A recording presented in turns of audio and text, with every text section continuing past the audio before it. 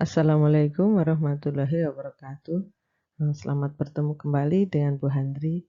Kali ini kita akan membahas tentang kekongruenan dan kesebangunan materi kelas 9. Yang pertama, kita akan membahas tentang kekongruenan dari bangun datar. Nah, setelah pembelajaran ini diharapkan kalian dapat mengidentifikasi kekongruenan dua benda atau bangun. Yang kedua, menjelaskan syarat atau sifat dua bangun yang kongruen. Yang ketiga, menentukan panjang sisi atau besar sudut yang belum diketahui dari dua bangun yang kongruen. Nah, yang pertama kita mengidentifikasi kekongruenan dari dua bangun. Perhatikan di sini dua gambar mobil yang kongruen. Nah, ini dinamakan kongruen. Jadi, begitu juga dengan yang ini. Kongruen tidak. Nah, ternyata kursi ini tidak kongruen. Kita hanya melihat saja. Ini dua mobil yang kongruen. Ini dua kursi yang tidak kongruen. Kemudian berikutnya. Nah, di sini ada dua figura yang di sini dengan ini kongruen. Sedangkan ini figura ini dengan figura ini tidak kongruen. Berikutnya, menemukan konsep dua bangun yang kongruen. Bagaimana sih yang dimaksud dengan kongruen? Perhatikan, dua persegi panjang ini kongruen. Kenapa? Nah, dilihat, diamati.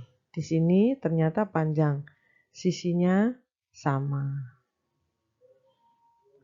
Ini sama-sama bentuknya persegi panjang. Dan ukurannya sama. Berikutnya, dua persegi ini juga kongruen karena bentuknya sama-sama persegi dan panjangnya juga sama ukurannya. Sekarang bintang. Tiga bintang ini juga kongruen. Dari apa? Dilihat, ukurannya sama, bentuknya juga sama. Begitu juga dengan tiga tabung kongruen ini. Ini bentuknya sama, ukurannya juga sama. Berikutnya, kita menemukan konsep dua bangun yang kongruen. Perhatikan, dua persegi panjang ini tidak kongruen. Kalau melihat bentuknya, sudah sama-sama persegi panjang. Tapi kalau melihat ukurannya, tidak sama, berarti tidak kongruen. Dua segi empat ini tidak kongruen, ini sama-sama segi empat. Tetapi, sama-sama panjangnya juga sama. Bentuknya yang berbeda. Yang satu merupakan persegi, yang satu merupakan belah ketupat. Sekarang ini perhatikan. Ini ada satu persegi dengan ukuran 8. Yang satu lagi persegi dengan ukuran 9. Satu lagi ini belah ketupat dengan panjang sisinya 8. Nah, bisa diamati mana yang kongruen, mana yang bukan. Nah, yang ini jelas ukurannya berbeda, jelas tidak kongruen. Kalau yang ini dilihat sudutnya bagaimana? Nah, karena di sini tidak nampak sudutnya ada berapa, mungkin antara ini dengan ini, jadi A dan C kemungkinan kongruen karena di sini sudutnya tidak diketahui. Berikutnya, apa yang dimaksud dengan kongruen? Dua benda dikatakan kongruen jika memiliki bentuk dan ukuran yang sama. Nah, di sini figura ini bentuknya sama, ukurannya juga sama. Berarti dua figura ini adalah kongruen. Jadi yang penting bentuk dan ukurannya sama. Itu yang dimaksud dengan kongruen. Apa yang dimaksud dengan tidak kongruen? Nah, dua benda dikatakan tidak kongruen jika salah satu tidak terpenuhi, sudah tidak kongruen. Jadi bentuknya, kalau ini bentuknya sama, sebenarnya sama-sama persegi panjang, tapi ukurannya berbeda sehingga tidak kongruen. Jadi, syarat dua bangun dikatakan kongruen jika sisi-sisi yang bersesuaian sama panjang, sudut-sudut yang bersesuaian sama besar. Nah, Syarat dua bangun dikatakan kongruen jika, ya, ini yang pertama, sisi-sisi yang bersesuaian sama panjang dan sudut-sudut yang bersesuaian sama besar. Nah, sudut-sudut yang bersesuaian itu misalnya sudut A, nah ini sudut A dan sudut J itu bersesuaian dan sama panjang, sama besar kalau sudutnya. Kemudian sudut B dengan sudut K ini bersesuaian, B dengan K bersesuaian. Besarnya juga sama. Sudut C dengan sudut L, sudut D dengan sudut M itu bersesuaian dan besarnya juga sama. Untuk sisi-sisi yang bersesuaian, nah perhatikan kalau sudut A dilihat di sini dengan J, berarti perhatikan AB, dilihat AB berarti antara sudut B dengan sudut J tadi kan yang sama, B dengan K, berarti sisi AB bersesuaian dengan JK. Sisi BC bersesuaian dengan KL. Sisi ML bersesuaian dengan DC. Sisi AD bersesuaian dengan JM. Dan panjangnya sama. Itu yang dimaksud dengan kongruen. Berikutnya, manakah belah ketupat di bawah ini yang kongruen? Perhatikan di sini, tinggal dilihat ukurannya. Ini 50 derajat, berarti di sini juga 50 derajat. Ini 5 cm. Nah, sekarang diamati yang B. Ini sama-sama 50, di sini juga 50, tapi panjang sisinya 5,5, berarti tidak kongruen. Bagaimana dengan yang C, antara A dengan C?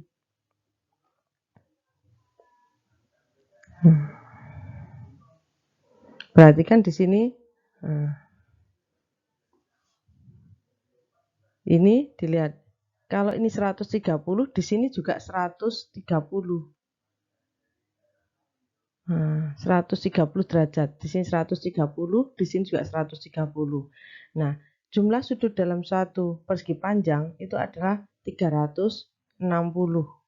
Nah, ini sudah ada 130 dan 130, berarti sudah ada 260. Berarti sisa 100. Nah, 100 ini dengan ini berarti dibagi 2, tinggal ini 50, di sini juga 50. Berarti sama dengan ini 50, di sini juga 50, di sini 130, di sini juga 130. Panjangnya juga sama. Berarti A dan C ini adalah kongruen.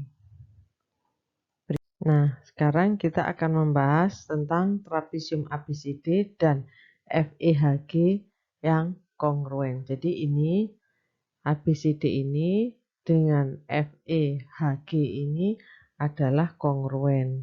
Jika panjang sisi AD 12, DC 13, EF 22, maka panjang EH berapa? Nah, sini berarti perhatikan karena ini kongruen, maka di sini ini juga 22 karena kongruen.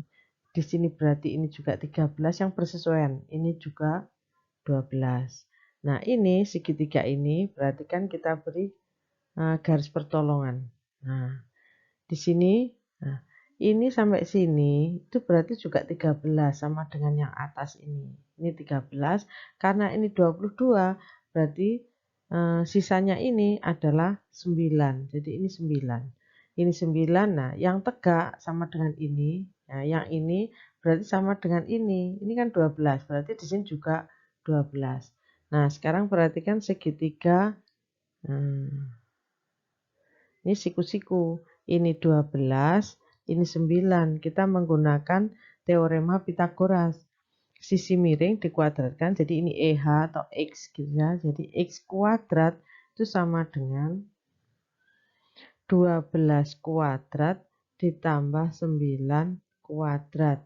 Sehingga hasilnya 144 ditambah 81, hasilnya adalah ini 5, 12, 1, 2, 225. Itu adalah X kuadrat. Berarti X adalah plus minus akar 225. Sehingga X hasilnya adalah 15. Jadi di sini X-nya hasilnya sama dengan 15. Jadi berapa EH? Nah, EH di sini adalah 15. Begitu juga dengan BC juga 15. Kemudian berikutnya Perhatikan gambar berikut ini. Jika dua gambar di samping adalah kongruen, tentukan nilai U dan V. Nah, perhatikan di sini nilai U dan V. Ini ya, ini U-nya berapa, V-nya berapa. Kalau di sini 135, di sini tandanya yang dua ini, berarti di sini juga dua ini, berarti yang di sini sama dengan ini 80 derajat. Nah, yang dekat dengan ini 135, panjangnya ini berarti di sini U-nya sama dengan 75. Nah, dalam segi 4 itu besarnya sudut adalah 360. Berarti tinggal dijumlahkan 135 ditambah 80 ditambah 75. Hasilnya sekarang dihitung 5 tambah 0 tambah 5 10 pen 1, kemudian 7 tambah 8 15, 15 tambah 1 16, 16 tambah 3 19, 1, kemudian ini 290. Nah, padahal totalnya adalah 360. 360 dikurangi 290, hasilnya adalah 70. Berarti V-nya ini adalah 70 derajat. Nah, seperti itu contoh-contohnya. Syarat dua segitiga dikatakan kongruen. Nah, sekarang kita membahas ini. Syaratnya, nah perhatikan, syarat dua segitiga dikatakan kongruen jika ketiga pasangan sisi yang bersesuaian sama panjang. Biasa disebut dengan kriteria sisi. Jadi dilihat ini bersesuaian dengan ini. Yang ini bersesuaian dengan ini. Yang ini bersesuaian dengan ini. Jadi ketika sisinya sama panjang, maka dua segitiga itu pasti kongruen.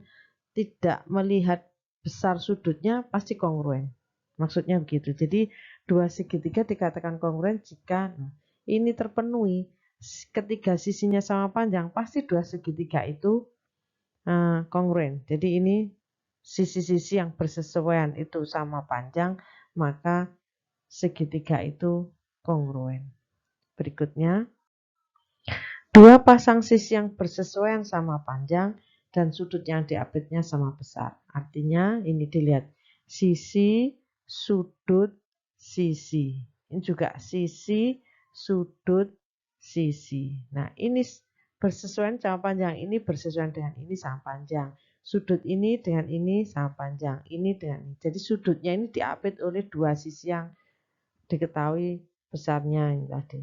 Jadi ini sama dengan ini, yang ini sama dengan ini, sudutnya kan diapit. Nah, dua segitiga ini pasti kongruen jika ini diketahui sama besar. Berikutnya, dua pasang sudut yang bersesuaian sama besar dan sisi yang menghubungkan kedua sudut tersebut sama panjang. Biasa disebut dengan kriteria sudut, sisi, sudut. Nah, maksudnya ini sudut, sisi, sudut. Sudut, sisi, sudut. Jadi ini bersesuaian dengan ini. Sisi ini bersesuaian dengan sisi ini. Sudut ini bersesuaian dengan sudut ini. Sehingga disebut sudut, sisi, sudut. Nah, itu pasti kongruen. Dua segitiga itu. Berikutnya, dua pasang sudut yang bersesuaian sama besar dan sepasang sisi yang bersesuaian sama panjang. Artinya, perhatian nih, sudut, sudut, sisi. Jadi kalau ini ada dua segitiga yang bersesuaian ini, dua sudutnya ini seperti ini sama panjang sama besar dan sisinya ini sama panjang, maka dua segitiga itu pasti kongruen. Jadi sudut, sudut, sisi. Nah, gitu. Berikutnya, nah khusus untuk segitiga siku-siku, sisi miring dan salah satu sisi yang bersama panjang pasti kongruen. Jadi dua saja sudah kongruen. Karena apa? Segitiganya kan siku-siku pasti sama besar. Jadinya sisi, sisi, sudut. Tapi khusus segitiga siku-siku. Jadi sisi miringnya sudah sama panjang, salah satu sisinya sama panjang, maka dua segitiga itu pasti kongruen untuk segitiga siku-siku. Nah, sekarang kita akan menggunakan syarat dari dua segitiga yang kongruen itu dalam menyelesaikan contoh ini. Perhatikan di sini diketahui AE sama dengan AC dan sudut BAC sama dengan sudut DAE. Nah, di sini ditanya tunjukkan bahwa segitiga ABC kongruen dengan segitiga ADE. Nah, perhatikan di sini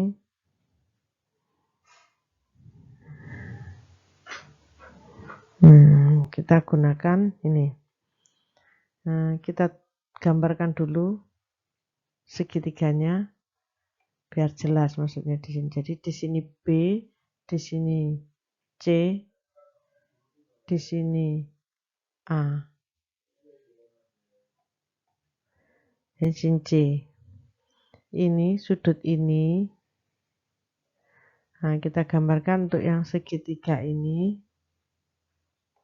Siku-siku di sini, ini D, ini E, ini A. Nah, sudut ini sama dengan sudut ini. Ini sama dengan ini. Kita gunakan warna merah biar sama. Ini sama dengan ini. Kemudian sudut ini siku-siku sama dengan siku-siku. Kemudian AC ini sama dengan sudut AE. Nah, ini berarti kita bisa menggunakan sisi sudut-sudut. Nah, jadi kita bisa menggunakan ini, sisi sudut-sudut. Nah, sekarang kita tuliskan menunjukkannya bahwa segitiga ABC kongruen dengan segitiga ADE. Jadi yang pertama sudut CBA sama dengan sudut EDA. Kenapa sama?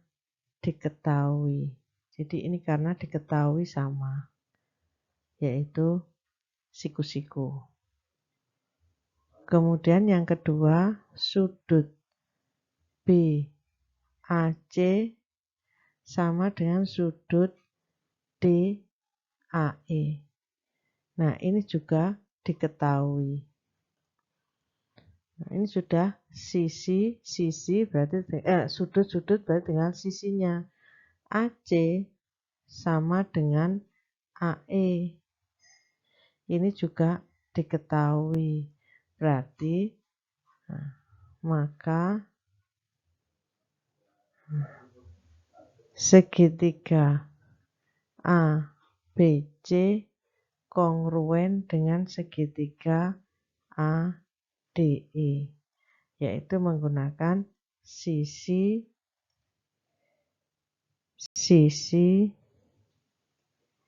sudut. Nah, itu salah satu penggunaan dari syarat dua segitiga yang kongruen.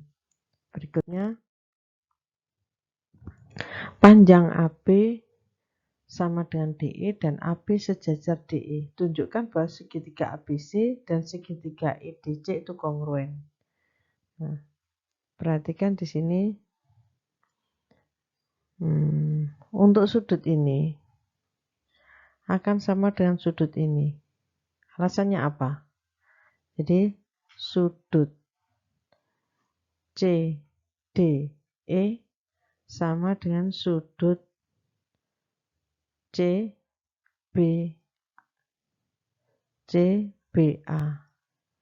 Alasannya apa? Sudut dalam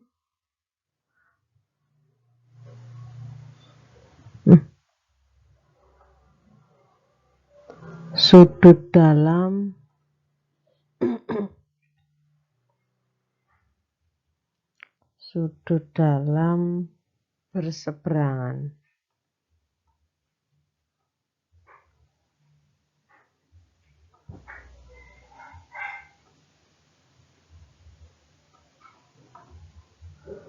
berseberangan.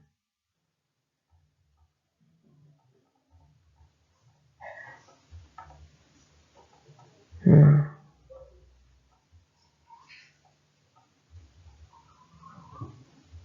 berikutnya, nah, sudut ini, perhatikan di sini, sudut ini sama dengan sudut ini. Kenapa? Bertolak belakang. Alasan. Jadi sudut DCE sama dengan sudut ACB. Alasannya sudut bertolak belakang. Nah, jadi berseberangan ya, ini sudut dalam berseberangan. Nah, berarti di sini sudah kita temukan sudut. Jadi di sini sudut, sisi. Nah, sisinya kita tuliskan lagi. Sisi yang sama panjang adalah DE sama dengan AB. Nah, terbukti bahwa segitiga ABC kongruen dengan segitiga EDC. Jadi, segitiga ABC kongruen dengan segitiga EDC, yaitu menggunakan sudut sisi. Nah, atau bisa juga dibalik, sisi, jadi ini dituliskan dulu sisi sudut bisa begitu. Tapi yang di sini sudut sisi. Nah, itu salah satu penggunaan dari syarat dua segitiga yang kongruen. Nah, saya akhiri. Semoga bermanfaat.